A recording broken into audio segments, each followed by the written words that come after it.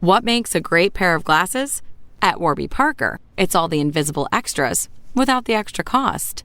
Their designer quality frames start at $95, including prescription lenses, plus scratch-resistant, smudge-resistant, and anti-reflective coatings, and UV protection, and free adjustments for life. To find your next pair of glasses, sunglasses, or contact lenses, or to find the Warby Parker store nearest you, head over to warbyparker.com. That's warbyparker.com.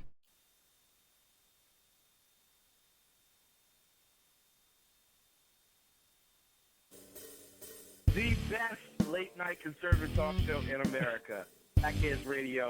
And listen, there are no people better on the air to give you the best in conservative talk than Sackhead Sean and Sackhead Clint. And we're working on the immigration papers for a certain other guy who happens to work here, too. For those who are tuning in around the world to the best in late-night conservative talk, Sackheads Radio. Sack News. Sack News. Radio. Sack News. Sack News. Radio. Sack.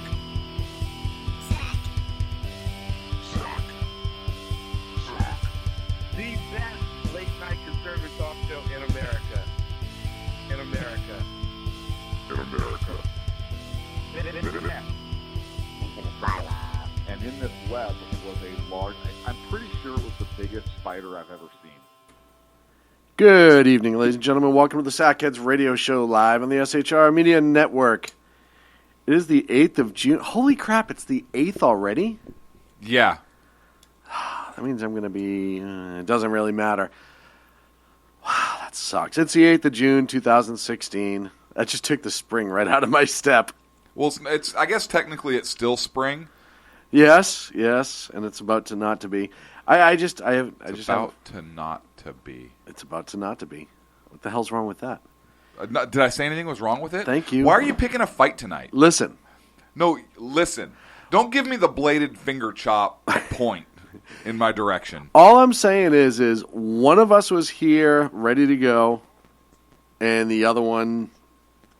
I have proof. Is wearing a blue shirt. I have proof, actually, on my Facebook at 20 minutes till, essentially saying I was fully expecting Sackhead Clint to just come sauntering in, like he always does. Look, I'm a saunterer. The funniest part is you did saunter in. I did. I literally, I sauntered in, and then I sashayed to my desk. Right, and you're not a good sashay. I'm not. I'm not a good sashayer whatsoever. No, at all. No, I had like a mini crisis. You did. And I can't talk about it. Right. But let's suffice it to say that... But when it comes to your nose, can we really call that a mini crisis? Listen, no. Dry air nosebleed, it's not a big deal, right? But it's not a mini crisis with your nose. Well, it kind of is. Because it was just one side. Right? Well, that's just half a tragedy. Look, we should have a poll. We should take a poll in the classroom. What's bigger, my nose or your belly? Oh, That would be tight. That would be a very close... That's a fitty-fitty. That's what I'm wondering. I'm wondering, this is like a Clinton-Trump... I'm Trump. Kind of a race. Like very, very... Oh, so I get to be the manly one? Well, yeah, doy. Speaking of which... Speaking of because of Hillary, witch. I see what you did there. Speaking of the hill dog. Yeah, speaking of the witch. Go ahead. I put up a post today on Facebook. And I sent out a little video a little while ago, too. So I don't know if that's the video you think it was. I had to take it down very, very... I had to call Sacco because I don't know how to do that. I don't know if you realize which video went up first. Which was really... I was just really, really weirded out that you actually had the password of my account. But that's neither here nor there. It's so hard to figure out. Ooh, First fatty, of all, fatty, fat nose. I mean, it's not hard to figure out your password.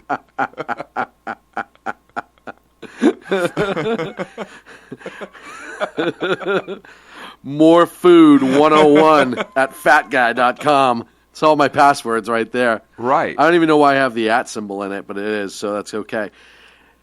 Everyone's touting Hillary Clinton right now as being the first...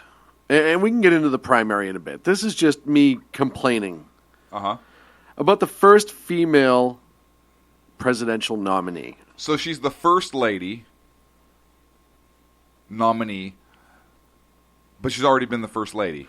Right. So is she really still called the first lady nominee? First female. The first That's why female. everyone's saying female. Right. You have to be politically correct, Clint. I don't know how many times I have to tell you this. Why can't we say the first non-specific gender individual to be nominated? Well, and I saw Because a bunch. she's a leftist. I mean, that should make her happy. I saw a bunch of people touting it on Facebook and Twitter, to which I responded, well, seeing how we're touting first, she's also the first one under federal investigation. Right.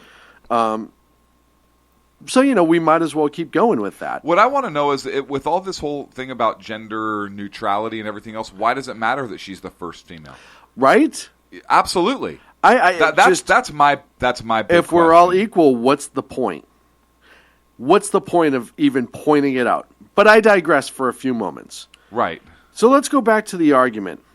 And if I was a woman who's maybe aspired to be president someday. Did you say a spy? Did you say that because she let secrets out, allegedly, potentially? Aspired. Oh, I'm sorry. I misunderstood. Sorry, I have a Boston accent. I said aspired, didn't I? Yeah. My beezy. Anywho. And I am maybe a small business owner, or maybe I'm a corporate CEO as a female. Not me, but you know what I'm saying. Uh-huh. Or served in our military. Dedicated my life. And then turned around and said, hey, I want to be a politician and give back. I want to be a politician for the right reason. And you dip that toe into politics. As a woman, you start fighting, scratching, clawing, nailing, punching, blowing up, whatever you have to do to be successful, because you have that drive in you. You're that type of person that no matter what, it's not going to let you down. Right.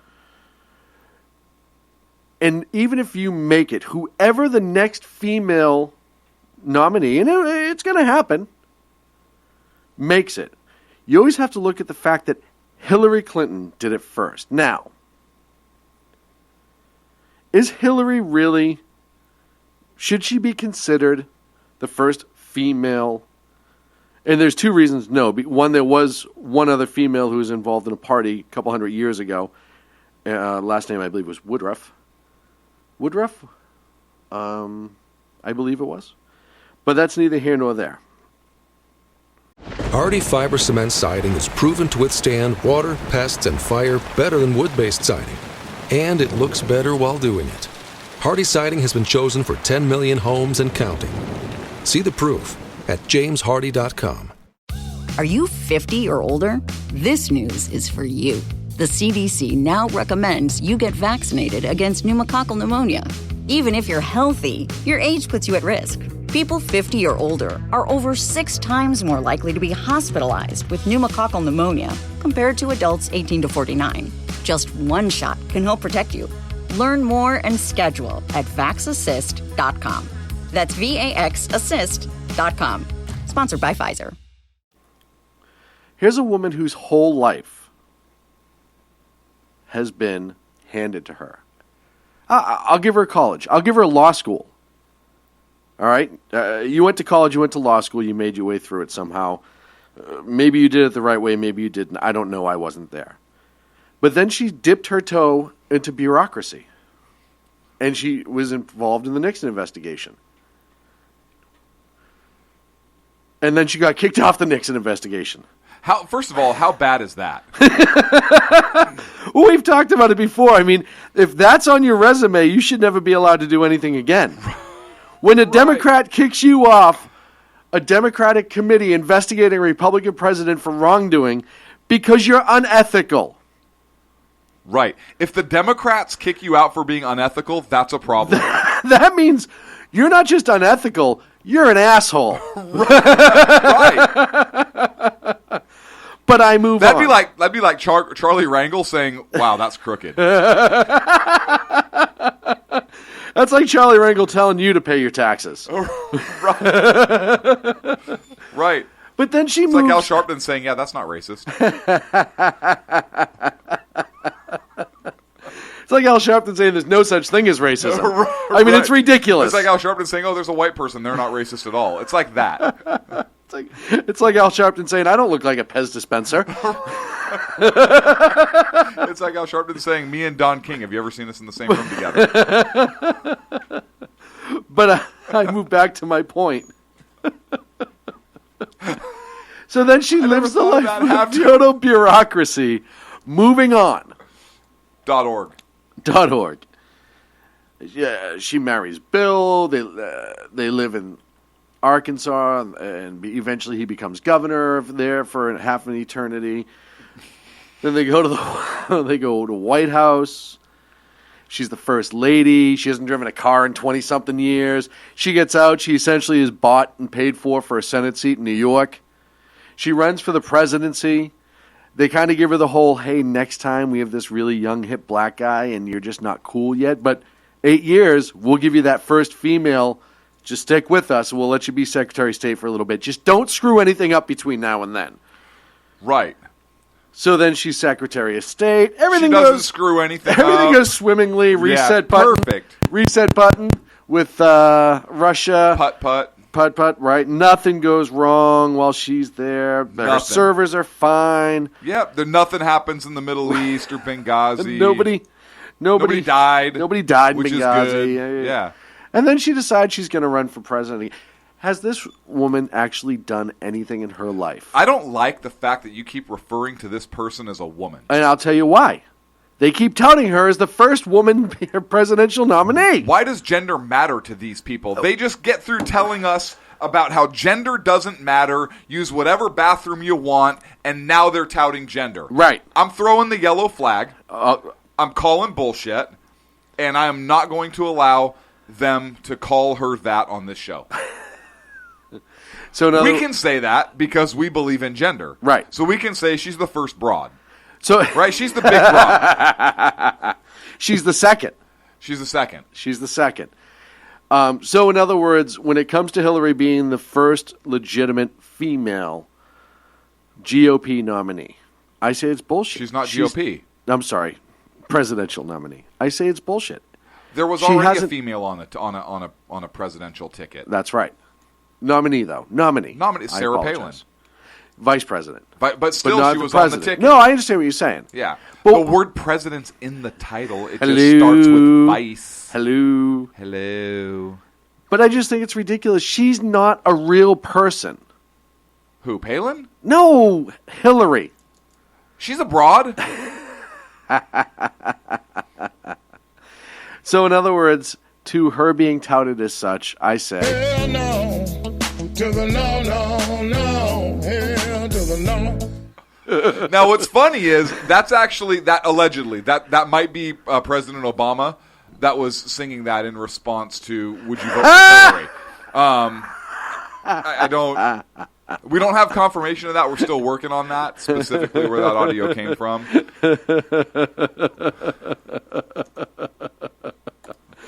I want to thank everyone who's in the chat room right now. Hey, jump on in, shrmedia.com. Click on live chat. Introduce yourself to the lovely, lovely folks that are in there. We do have a pretty good show coming up for you tonight. We look. I'm so excited about this show, and let me tell you why. There is so much knowledge that we're about to drop, and we literally had to use a crane to get the knowledge into the studio this week. It cost.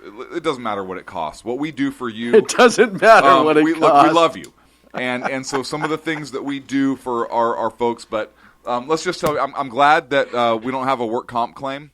Trying to just distribute the amount of knowledge we have between the both of us and unpacking. Are you done yet? Knowledge. No, look, I'm psyched. I'm psyched. I'm seriously. I'm so excited about the show we have coming up. We had the primaries yesterday here in California. We got Freedom Fest coming up, and just the amount of knowledge that came to bear tonight is it's ridiculous. It's ridiculous. A couple new faces in the chat room tonight. My good friend Scott's in there, Pops, and thank you so much for being in there. And Jenna, thank you as well for being in there. And I also I got to thank KTKZ 1380 here in Sacramento for having me on last night. Mr. Phil Cowan Charlie Simon, Sam Perez. They had me on to help commentate on the on June 7th primary, Sub-Super Tuesday, as some people may call it. And I was brought in to just comment on a few things and analyze a little bit, and I appreciated them having me. It was a fun experience, good group of folks over there, so thank you to them. So did you say that to thank them or to brag? Because either way, okay, good. Because that's bragging rights. It's 2 for 1, right? It totally is. Because awesome for bringing you on and giving out and dude, first of all, how awesome was that to be able to do that with another group of professionals? Not just two a-holes sitting down talking smack on the internet, right? But real professional people. The funny part is, after a few times of me holding back, because I'm so used to doing it with you in this room, in a completely non-sexual manner, at all, right? For anybody that may be, I don't know what do our Hardy Fiber Cement Siding is proven to withstand water, pests, and fire better than wood-based siding, and it looks better while doing it. Hardy Siding has been chosen for 10 million homes and counting. See the proof at jameshardy.com. Listeners and I don't know what they're thinking sometimes. Anywho, I know exactly what they're thinking. And to be surrounded by professionals, it was fun. It was fun. It was different. It's not the first time I've been surrounded by professionals, but but that was in a bathhouse, and we don't really need to go. But they were good at it. They were great at it. Yeah, they were very good at it, and it wasn't in this state, which is probably a good idea. Hey, while we're on the topic of Hillary, oh, I see what you did there. Prostitution Hillary, go. Bathhouse Hillary. I don't want to know how your mind made that leap. But it paints a picture. I'm going to play a clip from Hillary Clinton back in 2006, I believe it was. And she's giving a speech on the council on foreign relations. I want to get your dry feedback on this. Dry feedback? Yep. Okay. Here we go. Mexico is such an important problem. Mexican government's policies are pushing migration north. There isn't any sensible approach except to do what we need to do simultaneously. Secure our borders with technology, personnel, physical barriers if necessary in some places, and we need to have tougher employer sanctions, and we need to try to incentivize Mexico to do more. If they've committed transgressions of whatever kind, they should be obviously deported. Your response. Look, Sean, I don't even know why this is an issue right now. First of all, I have two responses. Number one, that clip was taken totally out of context a decade ago. Right. A decade ago. 10, meaning it's a whole other mathematical place than from the ones. That's very true. So that's a big stretch and a leap. Second of all, do you think a lot has happened in 10 years?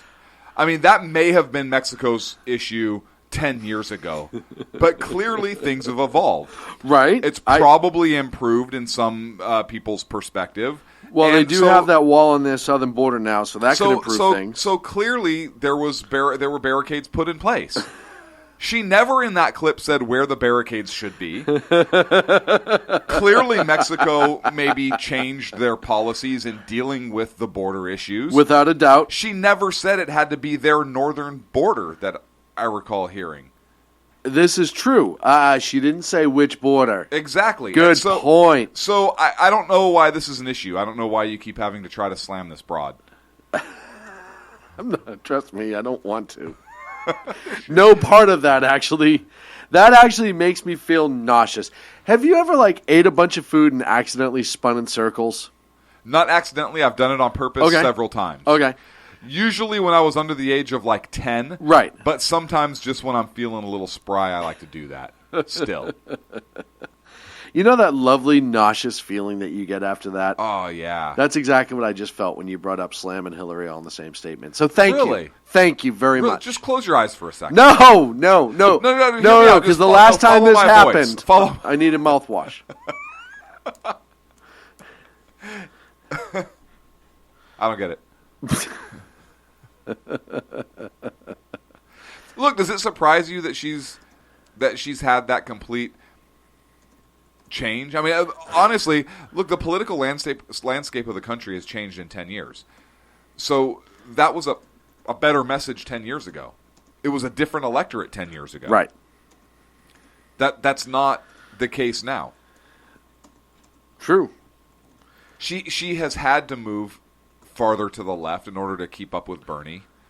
And Bernie's not out of this race. So he mathematically, I guess, with the delegate count, with the Democratic rules, but he's still very relevant in terms of there was a poll. I can't think of what poll it was right now, where there was some poll that said 20% of Bernie supporters said they would vote for Trump. Yes. Yeah, I saw that as well. That's a huge number. So Hillary has a major issue. She has to stay this far left, which means she can't have her more centrist narrative, which she might have to have in the general election. I mean, I think Hillary's in a tough spot. She either has to stay left and then move those centrist voters, or she has to move more to the center and lose some of those more asinine socialist. Yeah, she's between a rock and a prison cell. Like, it's not working out well for her. Right. And here's the thing. I think after California, when the prediction was so close between the Byrne and Hill Dog that a lot of people thought Byrne was going to walk away for it. They might have. Do you think Hillary's ever had the Byrne? Oh, I'm sure. She's married to Bill. Yeah. So, and then for it to be almost 30 points. Almost 30 points. And what's interesting is that everybody had them very, very close in the California polls. A lot closer than 30 points. Oh, yeah. Hey, in a completely unrelated story, I think the California Secretary of State came out to endorse Clinton, right? Right. And if I'm remembering correctly, the Secretary of State is in charge of elections in the state of California. On a completely unrelated note, yesterday I posted on Facebook that I went to my polling station here in Democratic California. Lifelong registered Democrat, both in Massachusetts when I moved to California. Also a Republican. Did I say lifelong Democrat? You said lifelong Democrat in Massachusetts, and I think we lost 50% of our listeners. Republican. I'm glad you could laugh about that. It was funny. Dollar signs just flew out of the window. When I'm reading notes and it says Democrat, it's just one of those nights. No, lifelong Republican, both in Massachusetts, California. Never changed my affiliation. I've been angry at the Republicans. I have not donated to them. And I have said if there was a better option for conservatives, I would go. But to this point, I have not changed. I show up and I have a nonpartisan ballot with my name on it. California is a closed primary for Republicans. In other words, if you are not a Republican, you may not vote Republican in the primaries. Yes. I had to then enter a provisional ballot that upon investigation, if it is found that there was a mistake on behalf of the Secretary of State's office in listing me, or the county register in listing me as a nonpartisan, then my vote would be counted. But until then, it is a provisional. It sounds like you ballot. were disenfranchised. I was extremely disenfranchised. Based upon your party? That's, I would file a complaint. I am going to. I also, and I appreciate the gals that were working at the polling station. They tried really hard. One of them did actually warn me that I'm not allowed to talk about politics while I'm in the voting station. To which I said to her, I wasn't talking about politics. I was merely complaining about the fact that I should be listed as a Republican and not as a nonpartisan. Not saying, hey, everyone in here should vote Republican. Just saying, I want to vote on a Republican ballot. Right. Right. Which was a kind of funny. Did you get her name so that you could potentially file a lawsuit because she didn't allow you to exercise your constitutional right to vote? Oh, wait. There was a California legislator that said that the Constitution doesn't apply in California. So, matter of fact, see the tweet I just sent out. Oh, that's weird, right? I forgot that. Yeah, it doesn't apply. That was Assemblyman Reggie Jones Sawyer. First of all, Reggie Hammond? You're a dude. Why are you hyphenating your last name? Got him. That's my first question. Got him. Second of all, this guy kind of looks like Ken. Look at the picture. No. A little bit. No. Yeah. No. Don't argue with me, Sean. Listen, No, just stop because with the- he's stop black with the doesn't bla- mean just because he's black doesn't mean he looks like Ken. Hang on a second. I said nothing about race. Why would you even insinuate that? Because Like it's they all obvious look alike? what you're thinking. No, it's we not. saw this a couple weeks ago with your blatant bigotry. Yeah, let's go back and listen to numerous. No, shows let's not and do let's that. see Listen, who, I no, don't- let's go back and listen to numerous shows about Sean, aka the blatant bigot. It's seriously, Sean actually signs outgoing correspondence right now from SHR with that. I still sign it Sackhead Clint. Sean is no longer Sackhead Sean. It's the blatant bigot. I'm just like, well, you can't do that. Is that how you're going to sign autographs at Freedom Fest? And on a totally unrelated note, we've set up a new hate mail email because I'm getting sick of my emails being loaded, you as well.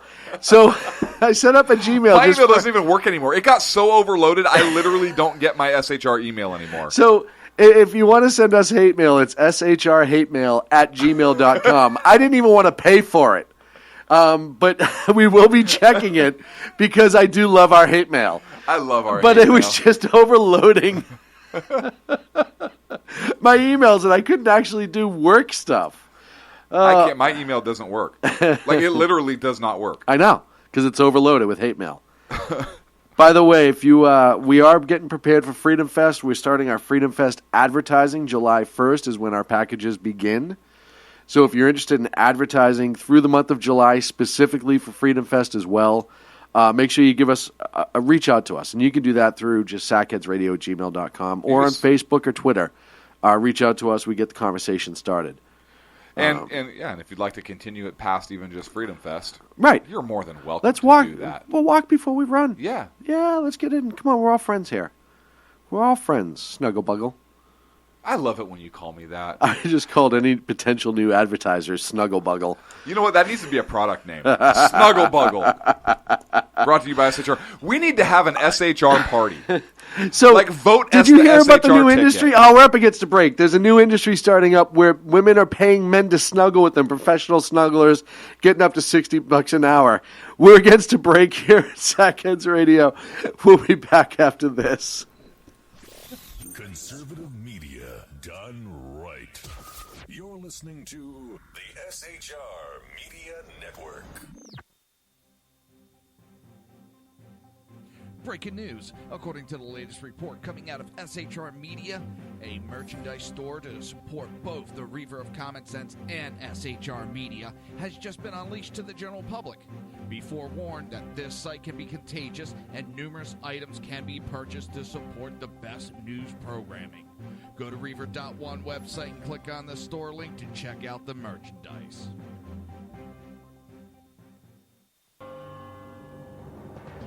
Hello, I'm Matt, a student at Hillsdale College. Here is Hillsdale President Larry Arnn on the continuing relevance of the Constitution. Many argue today that the Constitution is outdated because it addresses problems peculiar to the 18th century. Some parts of the Constitution do read rather quaintly. Consider the injunction against titles of nobility in Article 1, Section 9 of the Constitution. But is that so outdated? The purpose of the injunction is to prevent the government granting special privileges to some for partisan reasons. This strikes at the heart of the rule of law. The crony capitalism so common today is a place where the government bestows favors and tax dollars on some businesses to give them a leg up over others. This is exactly the kind of thing the Constitution was meant to prohibit. The Constitution is not so outdated after all. This Constitution Minute was brought to you by Hillsdale College. To join the national conversation on the Constitution, go to constitutionminute.com. Times are dark. The people misled by corrupt politicians, lied to by establishment media, and deceived by the false messages of Islam. A nation in confusion needs a guide. It needs a man with a cane. I'm Dave Milner. Join me on Spreaker, SHR Media, High Plains Talk Radio, Live Rebooting Liberty, and YouTube for a unique brand of commentary on the unpleasant blind guide. Because truth is not always pleasant. In a world controlled by corrupt politicians, You got a business. You didn't build that. a team of ordinary men emerge from the ashes to give voice to the voiceless and hope to the hopeless. Sackhead Sean not saying Kaufman is stupid, bro. Sackhead Clint.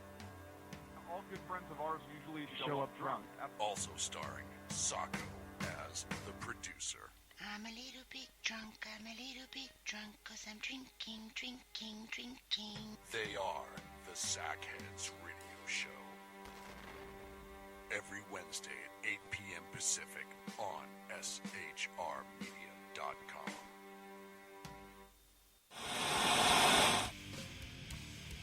Beware, the Jersey Takeover is here. Every Monday through Friday, 11 a.m. to 1 p.m. Eastern Standard Time.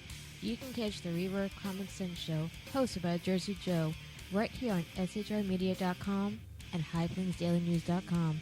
Only Jersey can deliver hell like no one else, so consider this your fair warning.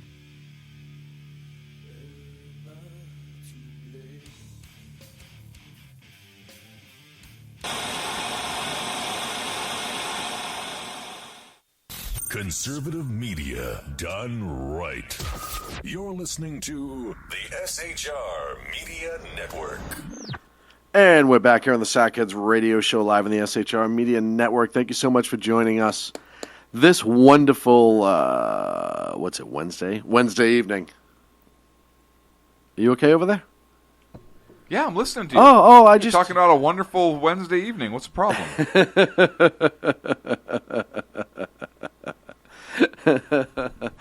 I don't know what happened. For whatever reason, the last couple of weeks, our chat's been limiting the amount of people, and I don't like that. I'll have to look into that. That's because we're conservative? I'm telling you.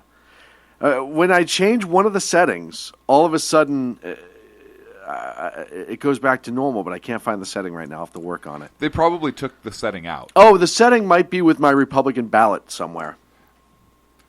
Does the Secretary of State's office in Cal have any control or dominion over any part of the internet? This would be a good thing I to would look love to see into. to know that. Yeah. I would love to, but see you know. to know that. What? I know nothing. Is it racist for me to say that foreign students cheat more? No, if it's what? You ever listen to Bill Burr? Yes. Do you ever hear his comment when he's having lunch with a woman and she says the whole, "This is going to sound racist," and he's like, "You have my attention." Yes. There seems to be a lot of Asian people in this room. And he says, "That's not racist. That's an observation. There's a lot of Asian people in this room." Right. Now, if you said, "There's a lot of friggin' Asians in here," that would sound racist. Right. Did I ever tell you the story when my one of my guys, and you know which one probably did this. As soon as you say, right. I have a story about one of them. I know which one did it. Right. So, and I know I told you this story, but I have to share because it reminded me of that. We walk into Sears. Yes. Keep in mind which store this is. Now, yes, you know the story. I love this story. I love it. First of all, I hate Sears. We entered Sears to be able to walk through the store because I refuse to shop there. So we're walking into Sears to go into the regular part of the mall, and he looks around and in a loud voice, and keep in mind, he was like 4 at this time. He says, "Wow, look at all the Mexicans in here." Like at the top of his voice. And I look around, and sure enough, there were, in fact, a significant number of Mexicans or other Hispanic descent in the vicinity who all had their attention focused on the little guy. And I said, "Wait, huh, buddy?" And he goes, yeah, there's a lot of Mexicans in here. This is really cool. And I was like, I don't know how to respond to this. It's everybody's looking now. And I go, what, Bud, what are you talking about? And he points to the mannequin, and he goes, "Mexicans. Look at them all." And I go, loud voice, "Oh, mannequins! Yes, Mannequins. buddy, there's a lot of mannequins There are in so here. many mannequins in here. So many mannequins. There's a bunch of mannequins. And we exited. And you know which one that was. Yes, I do. Yeah. Hey, speaking of kids, first of all, we need to build a wall to keep those mannequins from coming we here gotta illegally. keep those mannequins in Sears. When he said that, I was confused. The Just goes to show you how kids perceive things. Right? Absolutely. Why does that man want to build a wall to keep mannequins here? I get to brag a little bit. I bragged on Facebook a little bit earlier about my kiddo this week. My son James, who started playing hockey this year, scored his first goal last game of the season. Pretty exciting, and he did it like a boss. But more importantly, tomorrow's the anniversary, second anniversary of the day we were able to adopt James. And he stayed with me now forever. Poor little bugger. But hey, he had no choice.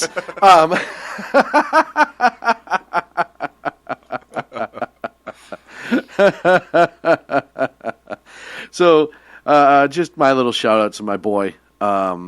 Absolutely awesome kid. Hey, so I want to get back to my comment that foreigners are a bunch of cheaters. Okay, I forgot about that. That's not racist. It's not racist. It's not racist. If there's proof. Because there was a Wall Street Journal analysis done from more than a dozen large U.S. public universities, and they found that in the 2014 to 2015 school year, there were 5.1 reports of alleged cheating for every 100 foreign students versus 1 per every 100 domestic students. Really? So that's a 500% increase. So foreigners are 500% more likely to be big old cheater faces than good old-fashioned red-blooded Americans. And that's all I want to say. I do have a follow-up. That was not racial, because Americans our diverse population. Right. Because we know they're going to get hate mail on that, right? But I just want to point SHR out, hate mail at gmail.com. I just want to point out to the world yes. that Americans are honest, hardworking people, and you all are 500% more likely to be cheating asses. That's all I want to say. Only if they come here and test. Right. Because I'm sure they're not cheating over there. Speaking of which, this one's more of cheating the system. Have you heard about the young lady Maida Lara from Texas? And she posted a very interesting thing on Twitter just after her high school graduation. No. Pray tell. She was the valedictorian. Good 4.5 GPA. Smart girl. Good for her. Full tuition paid for at University of Texas. 13 cords and medals. She says herself in her Twitter post that she has nice legs. Okay. And one other thing. She's an illegal alien, criminal alien, undocumented, as she said. Her exact quote is, valedictorian, 4.5 GPA, full tuition paid for at UT, 13 cord/medals, nice legs, and I'm undocumented. There's a picture of a badge, a Mexican flag, this thingy, rock on with the hands. Oh, the devil horns? Yeah, the devil horns, and a graduation cap. Look, okay, good for her for accomplishing what she did in terms of her GPA. Right. Right? Right. She's obviously very intelligent. She studied hard. Good for her. You're a criminal. You know you're a criminal. If I worked at the University of Texas, I would say, hey, we're going to revoke your scholarship. Based on your criminal behavior. Based upon your criminal actions. Yep. And if you want to apply and remain in the country legally and go through the process, we'll reinstate your scholarship. Ooh, the chat room has some things to say. I would have no issue with that. If she wants to leave and come back. First, yeah. How is that? Somebody should screenshot that and send that to. It's already. It's all over the place. It received 9,414 tweets. How many likes? 19,932. How many dislikes? It doesn't have that button yet. Really? Yeah, it needs it. Because there would probably be 20,000. Yes. So there's some chat in the chat room. Agador went a little more direct than us and said, deport the bitch. Okay. And it seems like just about everyone's agreeing with him on this one. I agree. If she left and came back the right way. Hey, keep your scholarship. Keep your scholarship. Right? But she's bragging about it. Well, and here's the so thing. she obviously knows it's wrong. And she knows nothing's going to happen. And she knows nothing's going to happen. And to her here's the thing. until Trump gets elected. There could be an American citizen who could have used that scholarship. Yes. And when we talk about our generations coming up and how people feel they're poorly uneducated, here's a reason.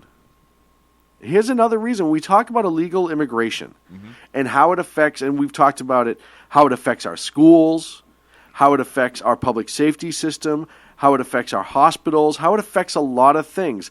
This is another example of just that. I have a solution. It will solve all of these issues and put America back on top again. I'm listening. Let them have the colleges. Hear me out on this. I'm with you. Let them have the... Look, college is a freaking joke. I might be a horrible parent, but college, I don't give a crap if my kids go to college. You know what's more important than a piece of paper that you go into a ridiculous amount of student debt for, and you come out and there's no job available to you? And look, that's what you decided to major in underwater basket weaving 12. That's your bad. If somebody was stupid enough to loan you money and you were stupid enough to take it, and that was your stupid major, knowing that there's no jobs available for you, then you're an idiot. Right. Okay? Let them have the colleges. Look, everybody goes to college nowadays. It's not a big deal to have a college diploma. I don't care if you're Harvard or Stanford or wherever the hell you are. You know how we take this country back is you encourage that entrepreneurial spirit. Right. Start your own business. Right. Do something for yourself. Right. You're going to spend that much time going to that much debt, go to school, and do what? Work for somebody else? Let the illegals do that, and let the schools pour their money into that and go bankrupt because they're not going to be able to give back to the system. Right. Or whatever. Go for it. Have fun. You know what? We as Americans are going to be the job creators then. We're going to be the entrepreneurs. We're going to start something and build something and have something that we can improve our lives with. Absolutely. That's how you take this country back. But here's the problem. I think most of people are too stupid to see it that way. And too scared. Yeah. Maybe. Or maybe they don't know how. Ooh. Maybe they've never been shown. Ooh. Right? I don't disagree with that comment whatsoever. So, yeah, that's my answer. And I also want to address, it's funny because we're talking about Mexico, Mexicans, illegal aliens. I want to go over to Trump for a second. Before we do, I want to stay on this. I want to stay on this college rampage. Did you? I don't think you're even allowed to say those words anymore. College rampage? Yeah. No, it wasn't a violent way. Okay, good. I didn't mean that in a violent. In no way do I say that violence is good unless it has to do with a lawful order to kill somebody who's been convicted of a heinous violation and pursuant with death penalty rules. Did that sound good? Well, and ISIS. And ISIS, yeah, right. Yeah, kill ISIS. So and Al-Qaeda. And Muslim terrorist extremists in general. Do they have generals? Doesn't matter. I think so. So, speaking of communism, Seattle University. What? I love what you did there. Thank you. Seattle University, the students there took the dean to task about its quote-unquote Western curriculum. And let me read you the quote from Seattle University's interim provost. They said, quote, "I have taken this action because I believe, based on information that has come forward and over the past several weeks, that successful operations of the college at this time require that she," meaning the dean, "step away from day-to-day management and oversight of the university." The students protested, basically said they were dissatisfied and traumatized and bored. Traumatized and bored. There's that emotion again. Yes, because their experiences in the classroom have been, quote, profoundly damaging and erasing, with lasting effects on our mental and emotional well-being. They call themselves the MRC Coalition, and they refer to themselves as people of color, blah blah blah, and they're upset because they're saying that their curriculum is too Western. It's this curriculum is too Western, and that the curriculum leads them feeling all that. You're going to frickin' college. Pick a different school if you don't like it. It's too Western. Go somewhere else. Where the hell do you think you're going to school? It's too Western, my ass. Yes. Dear God. I don't want my kids going to school like that. What the hell? Oh, man. This is as screwed up as a La Raza judge on the Trump U case. I'll tell you what. This is That would never happen. Is that ridiculous? It's horrendous. And for the school to cave. Safe space. For the school to cave. What kind of life skills are you teaching these kids? None. Right, because they're going to, if they go, when kids like that don't have the entrepreneur spirit, go spend your money, go into debt, and then hopefully you can't do anything else ever in your life because you're a waste of oxygen. Not that I wish any ill will come to you, but I disagree with your views completely, and you're communist. So, first of all, what kind of message does that send? That these kids, if they go into the workforce, into the American workforce, do they think that if their boss says, hey, I need you to complete this by X, they're going to say, oh, I felt bored, and this work was boring, and I was unsafe, and I felt traumatized by the fact that you had expectations of me? Yes. I can tell you right now. That's I'm my almost point. Positive that gets said from time to time. That's my point. In the workplace. That's my point. Yes. It gets worse. This is why we don't have employees. Because you and I would look at that person and slap them. Interns figuratively. Only. Interns only, because I don't think they can sue. I mean, hell, Sacco worked here. We're lucky he never filed a complaint. Right. Well, who would listen? Because the complaint goes to us, and we have him 2-1 on the vote. Exonerated. Can you imagine if he went to the state EDD? They're all, hey, I don't know if this guy works for you or if you lost your puppy and he's in our office. Either way, can you come get him? Right. We're like, oh, no, actually, he's an equal partner, so technically that doesn't apply. Look, as a matter of fact, he's the fiscal officer. Look at the documents. They're all paw prints. He's going to pay himself. They're all paw prints. We would still be a jerk even if he did that. We get called into EDD. Sacco, these not your signatures? Sir, that's a paw print on that paper. So you'll stipulate it is, in fact, your signature. Very good. Would this be your collar and or grooming kit? Would this be a map to your last place of captivity? Oh, man. It's the pussification of America. I've been saying this time and again. It gets worse and worse. And we've talked for years about how the socialists have invaded colleges. And parents have been swayed away from actually parenting. And now everything's time out and good feelings and emotions and blah, blah, blah, blah, blah. But the reality is that takes away the person's purpose. When you're not confronted and you have to learn how to adapt and overcome a situation, I think you lose a sense of purpose. You lose self-respect. You don't want to push and overcome. Therefore, you are happy with whatever puddle of feces you're sitting in. It's becoming ridiculous. It is to the point when you look at somebody the wrong way in the workplace, they file a complaint. I don't like the way he looked at me. I was asking if you'd take out the trash. I don't think you should be asking me that. You're the custodian. Who do you want me to ask? The plumber? Right. But this is what's going on. It's the dumbing down of Americans. It's the weakening of the American spirit. Yeah. You wonder why. And Mike Rowe for PragerU, if you haven't seen it, Dennis Prager, I love Dennis Prager's show anyhow. He had Mike Rowe from Mike Rowe Works, Dirty Jobs on, and he did a PragerU It's awesome. And by the way, if you haven't checked out Mike Rowe Works, I talk about Mike Rowe a lot, but I think he's just an awesome, awesome guy. Check out Mike Rowe Works. One of his biggest things, and I say this all the time, is kids are so afraid to do real work in this world that they're not taking up these skilled labor jobs that pay an exorbitant amount of money. But because you might have to get dirty, sweat, maybe a cut here and there, bruised, whatever. But a lot of those jobs are the very backbone of this country.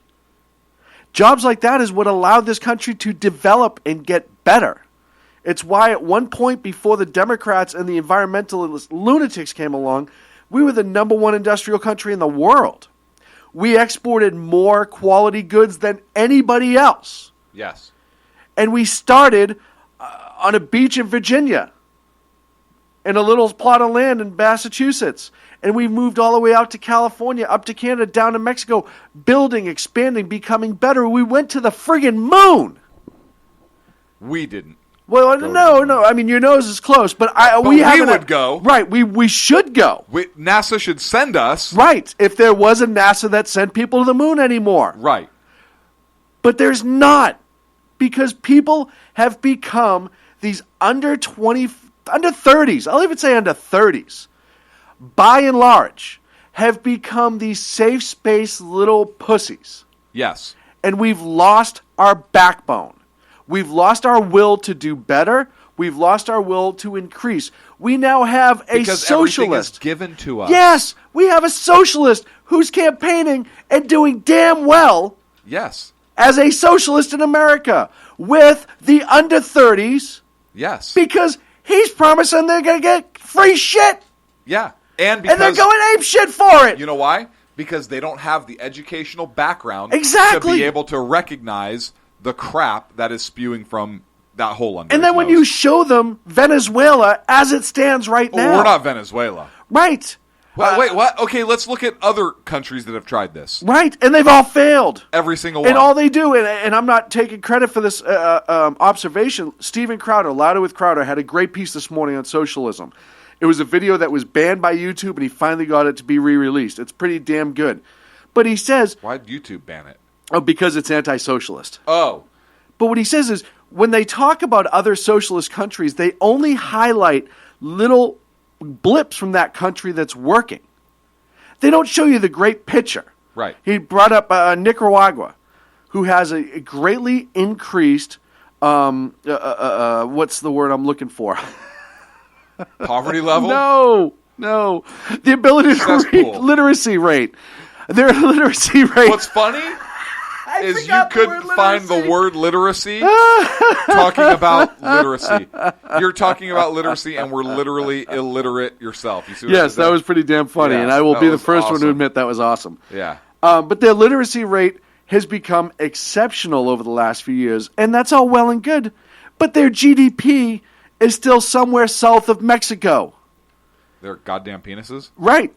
They point out Sweden and their health care. And, look, it's Sweden, and their health care is amazing. Yeah, but Sweden's one of the biggest rape capitals in the world right now. There are rapes occurring in Sweden every 3 to 5 minutes. That's why they have a good health care system, Sean. You need a good health care system if you're going to have a lot of raping in your society. The health care in Canada, the amount of debt that they're accruing is absolutely insane. It goes on and on and on. But nobody's coming to another country out of Canada to get health care. But nobody's coming across the border into Michigan or any other of these states to get health care. People who are rich in Canada don't come. They don't go to Washington State, Vermont, New Hampshire, Maine, Michigan, they don't do Montana, Idaho. It doesn't matter. They don't do, although they actually do that. And then they duck the bill because they go back to Canada. So would that be criminal aliens? Yes. Okay. Absolutely. I have no problem admitting that. But this is what happens. And it's been allowed to happen. Mm-hmm. It's been allowed to happen for a long, long time. And more and more, we're not standing up in this country and forcing our kids. You don't see parents forcing their kids to do shit anymore. Get out there and mow the lawn. Right. Get out there and help me clean up. Clean your room. Earn your way around the house. Yeah, go do dishes. You want free shit? The water fountain's right there. Turn it on. You can have a cup of water for free. I won't charge you for it. Yeah. I think it's amazing. You know why? Because it's, hey, play this video game and shut up while I sit on my iPad. Right. Right? Or, hey, watch this movie on my iPad while I pay bills or while I do whatever. Do whatever. That's because kids are entertained and you can shut them up by throwing an electronic device in front of Right. their face. And I don't even have a problem with that. Oh, I do. I don't have a problem with kids using electronic devices as long as that's not the end-all, be-all to them. Right, but how many of them? The end-all, be-all. I was out, it's probably last week sometime. 1 minute. I was out last week, and I was at a restaurant, and sitting behind me, I was at lunch. Sitting behind me, there was, no kidding, it was a husband and wife and 3 kids. The kids looked like they ranged in age from 3 to 7 or 3 to 8, right around there. Every single one of those kids had a hand device. Mm-hmm. The 2 older ones had cell phones, and the younger one had a tablet, and they were watching movies at the dinner table while mom and dad ate, and they were periodically picking up their phones and texting. Mm-hmm. It was ridiculous. I literally could not hold my tongue. I was like, "Are you kidding me?" Right. Right now? Well, and like I said, we're up. Yeah, sorry. Go ahead. We're up against a break. Go ahead. There's a balance, and part of those devices are part of the modern age, and I understand that. Yeah, but you don't. At the dinner table, there's a balance. My parents would have knocked me on my. I couldn't wear a hat to the dinner table. I understand and that. I still don't. I had to wear a shirt if I was coming to dinner. Well, and you still do. And I still do wear a shirt sometimes, unless we're eating together. The exceptional one also said, Blue Oyster. "Hey Jenna, just so you know, you are listening to the right show now." I think she forgot to refresh the page. Ken also said that the wife probably has a hand device. I don't know what he means by that. I don't know. And hopefully he can clear that up after the break here on the Sackheads I'd be really radio curious show. to see what he meant by that. What kind of hand device? I'm just very shocked. The exceptional one. Maybe you could type that and explain it during the break here on the Sackheads radio show. No, send a picture. Live on the SHR Media Network. shrhatemail@gmail.com. Conservative media done right. You're listening to the SHR Media Network. Breaking news. According to the latest report coming out of SHR Media, a merchandise store to support both the Reaver of Common Sense and SHR Media has just been unleashed to the general public. Be forewarned that this site can be contagious and numerous items can be purchased to support the best news programming. Go to Reaver.one website and click on the store link to check out the merchandise.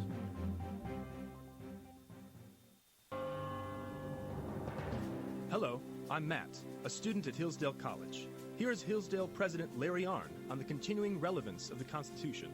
Many argue today that the Constitution is outdated because it addresses problems peculiar to the 18th century. Some parts of the Constitution do read rather quaintly. Consider the injunction against titles of nobility in Article 1, Section 9 of the Constitution. But is that so outdated? The purpose of the injunction is to prevent the government granting special privileges to some for partisan reasons. This strikes at the heart of the rule of law. The crony capitalism so common today is a place where the government bestows favors and tax dollars on some businesses to give them a leg up over others. This is exactly the kind of thing the Constitution was meant to prohibit. The Constitution is not so outdated after all. This Constitution Minute was brought to you by Hillsdale College. To join the national conversation on the Constitution, go to constitutionminute.com. Times are dark. The people misled by corrupt politicians, lied to by establishment media, and deceived by the false messages of Islam. A nation in confusion needs a guide. It needs a man with a cane. I'm Dave Milner. Join me on Spreaker, SHR Media, High Plains Talk Radio, Live Rebooting Liberty, and YouTube for a unique brand of commentary on the unpleasant blind guide. Because truth is not always pleasant. In a world controlled by corrupt politicians, You got a business. That you didn't build that. a team of ordinary men emerge from the ashes to give voice to the voiceless and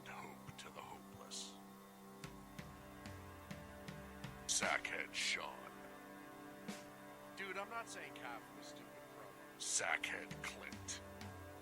All good friends of ours usually show up drunk. Also starring Sacco as the producer. I'm a little bit drunk, I'm a little bit drunk, 'cause I'm drinking. They are the Sackheads Radio Show. Every Wednesday at 8 p.m. Pacific on SHRmedia.com.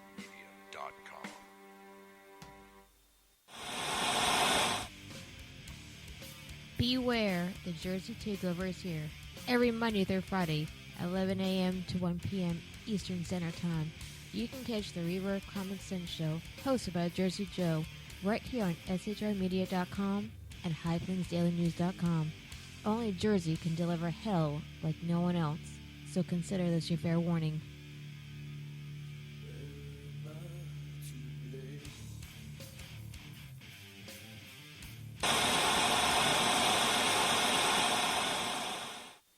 Conservative media done right. You're listening to the SHR Media Network.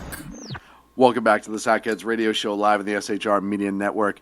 Hey, do us a favor. Like us on Facebook, Sackheads Radio Show. It's on Facebook. And on Twitter, at Edge of Liberty is me. Clint is at Sackhead Clint. I'd like to get him up to 70 followers tonight, if at all humanly possible. At Sackhead Clint. I do like one tweet every You're horrible month. at it. And then, of course, at Sackheads is the Sackheads Radio Twitter page itself. Hashtag SHR Media for all of our great shows here on the SHR Media Network. So we want to shift gears just a wee bit, and I had to talk about the attack in Tel Aviv today. 4 dead, 9 total shot, 2 Palestinian attackers. People say they were dressed like Orthodox Jews in a shopping area. Women and children, on initial reports, were targeted. There were some males. One of the terrorists was shot by Israeli police. The other one was taken into custody.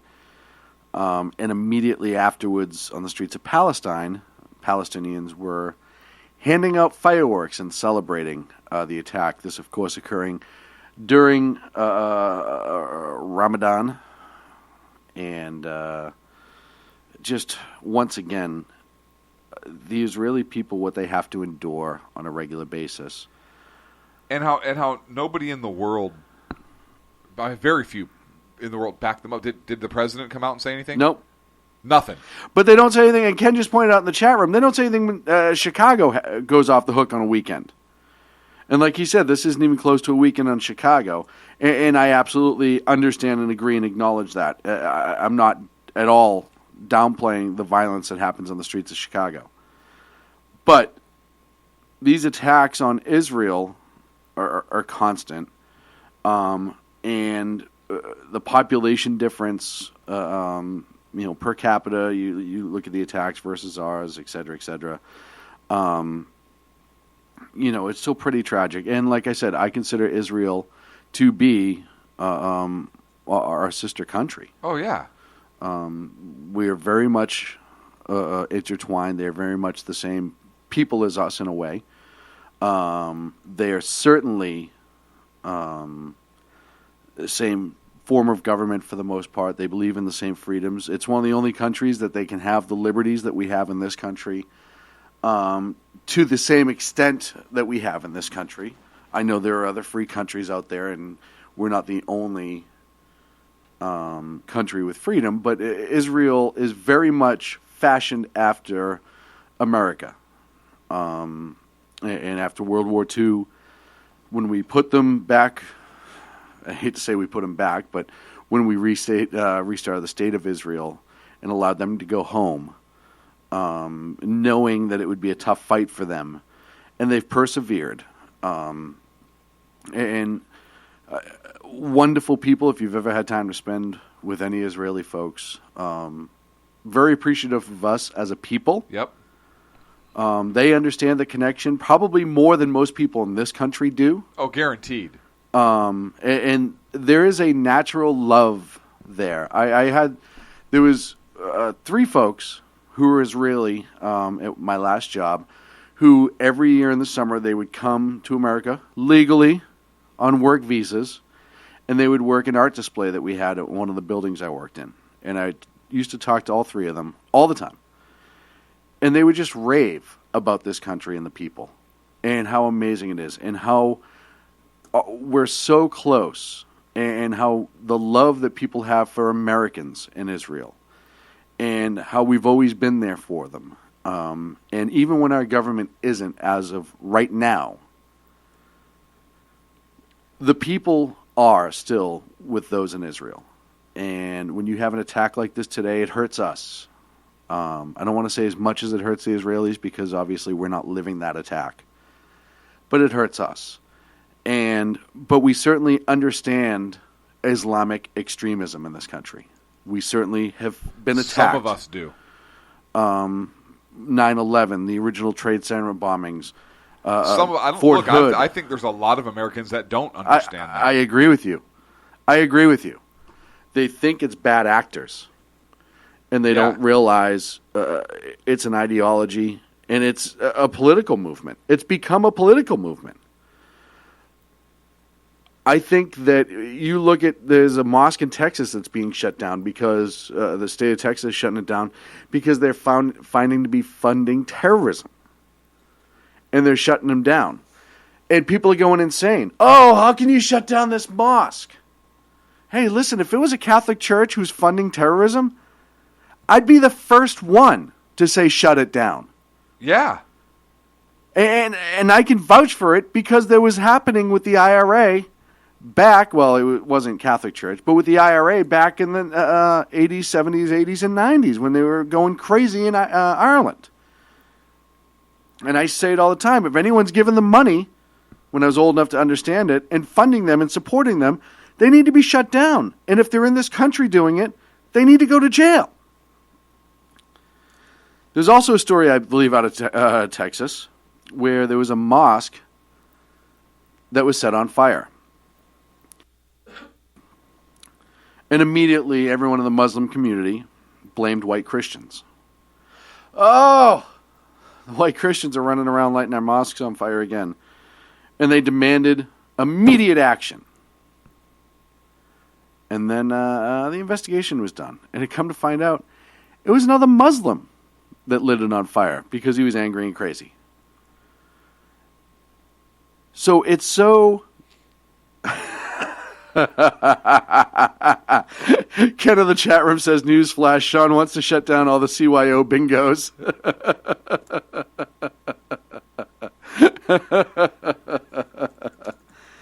So when we talk about Muslim extremism, we know it here, and we see how it affects Israel. And we've seen it grow here.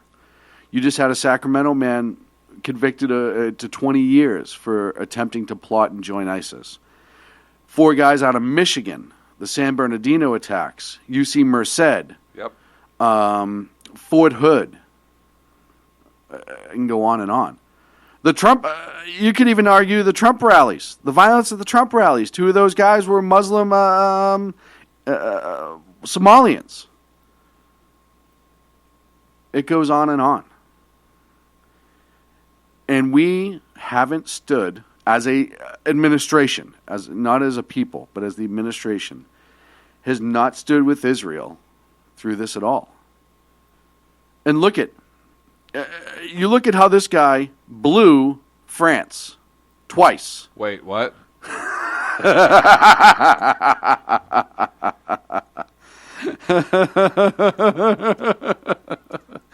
You look at how this guy blew France twice. Okay. Charlie Hebdo and the attacks at the Eagles and death metal concert and the other areas on the night of the horrific attacks. This president was slow to respond yet again to give support. Belgium, same thing. Israel, it's almost like he's like, it happens all the time, the hell with it. Doesn't say anything. Our closest ally. Listen, France, they owe us everything. I wouldn't even say our people are that close. The southern part of the country, absolutely, we kind of owe them a lot too, Yeah. Okay, I'll even call even. right? But there's no kinship there. No. The southern part of the country, yes. The Basque areas, the southern part, absolutely. Just mostly the Parisians. Hell, we have a kinship with the people over in Great Britain, and we kicked their ass twice. But we had such a kinship, we sent them guns when they needed them in World War II. They didn't return them. They didn't return them. Well, why would you? Right. No, they destroyed them when they outlawed guns again. Right. We gave them a present and they destroyed it. Right. Although I guess Obama did too, right? When he returned something. Anyways. Maybe that's why he did it. Maybe he was so upset on our behalf that we didn't get our guns back as a people after World War II. Yes. Oh, no, this is Obama's agenda. That he Keep returned going. the bust of Margaret Thatcher, right?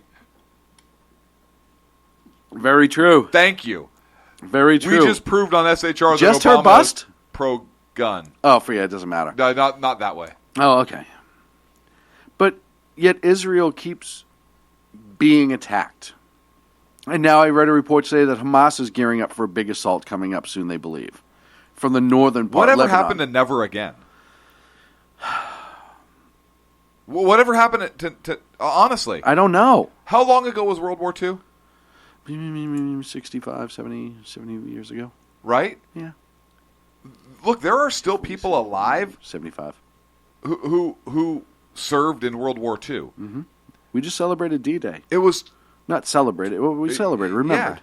It was, and it's not what you under 30 crowders think D-Day to be. Right. Different Right. D-Day, like a real heroes. Right. Were there people that did unimaginable stuff that you have no idea about? Where their safe space was actually invading a country. Right. to free people. Their safe space was literally behind the muzzle of a gun. Yeah.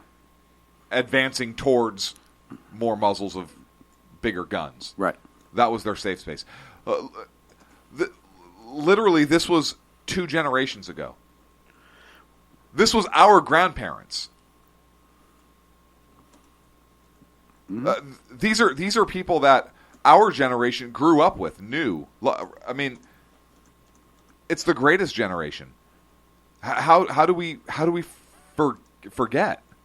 Mm-hmm. We have the Holocaust Museum. We have the Museum of Tolerance. We have all these things. And look, the Museum of Tolerance in California is it's awesome. The place is awesome. There are these places here to remind us as American citizens, as free people, of the atrocities that can happen when you have dictatorial power that seizes and has an agenda, and when people do nothing. But I think that message gets perverted a little bit, and they don't talk about so much about the having a dictator, somebody in complete control, a complete fascist, total government, unchecked government, coupled with intolerant behavior. They don't talk about that effect. All they talk about is the tolerance aspect.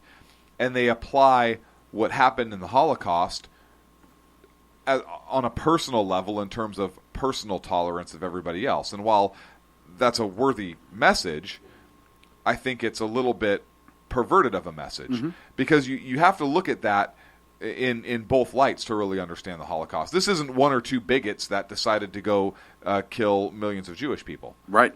This was, yes, there were people that chose to do nothing, but they chose to do nothing because they were afraid of being killed by a big government that had all the weaponry, had all the ability, had all the power, and was oppressive to those that challenged them. Mm-hmm.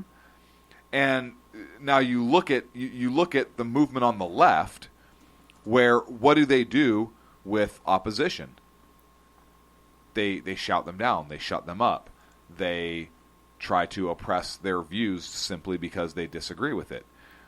And look, you and I have talked about this. I don't know how many times. Well, let me put a pin in that for a moment.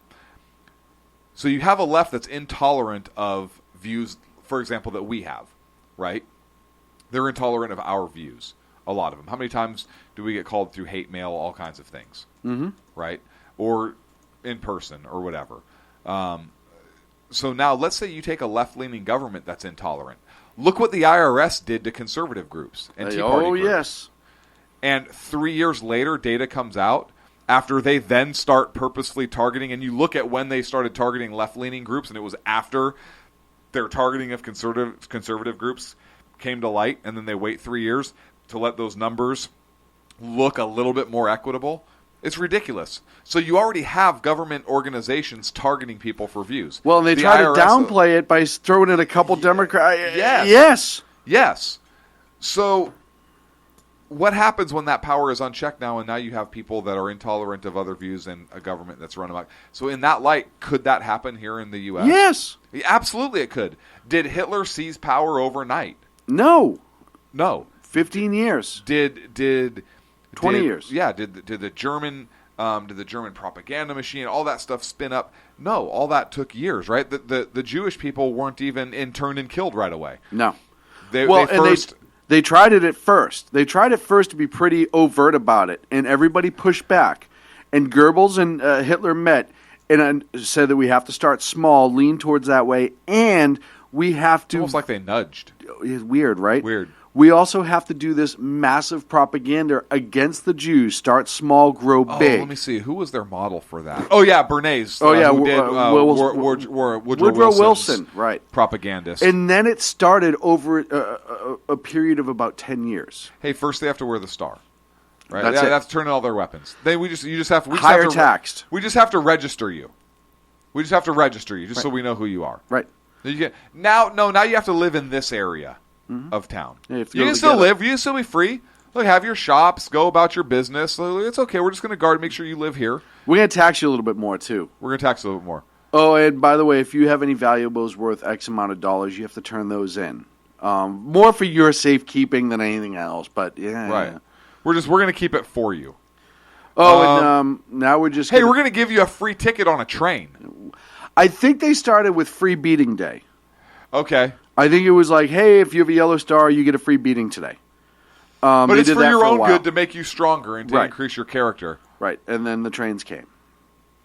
And we knew in this country, believe it or not, that it was going on early. Not to the extent. Not to the extent. At all. I mean, our soldiers... But we knew that Jews were starting to be targeted. Yes. And we kept waiting for other people to fix it. And waiting. We didn't want to get involved in the war, right? We just came out of World War I still. There was an anti-war sentiment at the time. And honestly, I say it all the time, if Pearl Harbor didn't happen, we don't know when we would have gotten into the war. Or if we would have. Right. Because up until Pearl Harbor, we were just support. And we didn't even want to do that at first. Mm-hmm. And then we found out there were meetings in the middle of the ocean on private yachts of securing deals to help the Brits behind the scenes. Mm-hmm. We knew what was going on with the Jews. And we were hoping that Europe as a whole would deal with the problem itself. And then Pearl Harbor happened. Mm-hmm. So we fought this horrendous war. Hundreds of thousands of people died. Mm-hmm. And we swore at the end of it, it would never happen again. We would never let a group of people be targeted for any reason. Right. And what's happening? Groups of people are being targeted for political reasons. Which is how the Jews started. For religious reasons. And political. And political reasons. Which is how it started with the Jews. Yes. Exactly that. Yeah. Hitler tried to convince everybody that the Jews were trying to take their wealth, were controlling their wealth, were screwing with the economy to preserve their wealth, and was destroying the Germans as a whole. Mm-hmm. And that's how it started. We have to win politically. If we don't win politically, they will maintain power. He used the fact that the Germans signed the treaty in World War I and pushed that it was the Jews that forced this treaty to be signed and demonized them through that. I wonder if we will ever have a president that has the testicular fortitude to stand up and say, hey, if you attack Israel, you are attacking treat it as an attack on the United States, and we are going to bring the might of the United States military down on you, because we are not going to allow what happened in World War II to happen again. And granted, they're in their own country, but you want to wipe them off the face of the map. So, and then you look at what the Israelis do to try to preserve life in all of this. The pre-knocks on the bombings when they're going to attack a building, they literally put a note to the door, usually 24 hours ahead of time. 24 hours. Yeah. Then they drop a non-combustible explosive through the roof to say, hey, no, we're not kidding. It's going to be this one. And then they launch the actual attack. They've sacrificed a great many people through injury and death to go slow and kind of break into this. And the fact that they even have to do that to try and win hearts and minds, you know what I mean? Yes. In World War II, we just bombed the shit out of people. And guess what ended World War II? A big bomb. Bombing the shit out of people. Literally. How many more American lives would have been lost if we did not drop the atomic bombs on Hiroshima and Nagasaki? How? Because we would have had to invade mainland Japan. That would have been a ridiculous loss of American lives. So are we to expend our American soldiers' lives because another country's government wouldn't surrender or put their citizens at risk? Right. That's not our fault. I agree. The fact that Obama apologized for that? I agree. Well, he didn't apologize. Oh, yeah, I'm sorry. He didn't really apologize. He just bowed and said everything but. He didn't apologize on camera. He just bowed. Yeah. He said everything but. He didn't apologize on camera. Well, he's not a big teleprompter guy. That was... I wonder, and I didn't read any reports, and I wish I did now. I didn't read any reports about what any World War II veterans who may still be alive who fought in the Pacific Theater had to say about that. VFW had a lot to say about it. Very, very angry, and rightfully so. Rightfully so. My grandfather fought in the Pacific Theater. My grandfather was a Pearl Harbor survivor. Right. And then fought in the Pacific Theater, was in Guadalcanal. Yeah. And I'm sure if he was alive today... Oh, furious. Oh, yeah. Both my grandfathers were in the Atlantic. I'm sorry, one in the Atlantic, one in the Pacific. My grandfather's brother, so my great-uncle, was on B-17s. He was a bombardier. And there's a great story. So I guess he could say bomb on an airplane. He was allowed to say bomb on a plane. Yeah, he was allowed to, because it was in his title. Right. Badir. Right. Right, was the secondary title in that. Yeah. And when you flash forward to today, and we've once again seen yet another attack on the Israeli people. And our president, silent. For being who they are. Yep. Silent. Silent. Isn't that genocide? They're being killed for being Jewish? Only a little bit. It's only a little genocidal. Just slightly. So it's genus. It's genus. And a little bit of genocide is almost like being a little bit pregnant. That makes sense. Right. Yeah. That makes sense. I don't know what I was thinking. I love to read. You know, it's amazing. And one of the things that always brings this country together, at least in conversation, is when you start talking about World War II and your relatives. I'm reading in the chat room, Agador put up earlier that his uncle was in Patton's army. Jenna in the chat room is talking about how her grandfather assisted in the rescue of POWs in the Philippines.